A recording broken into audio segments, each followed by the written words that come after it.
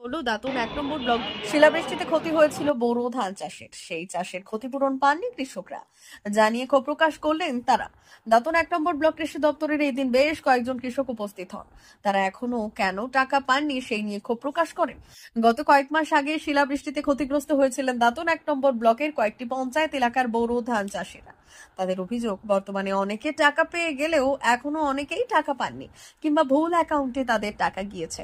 এমন ঘটনায় তদন্ত করে দেখার জন্য আবেদন জানান তারা। এদিন কৃষি দপ্তরে এসে বিক্ষোভ দেখান কৃষকরা।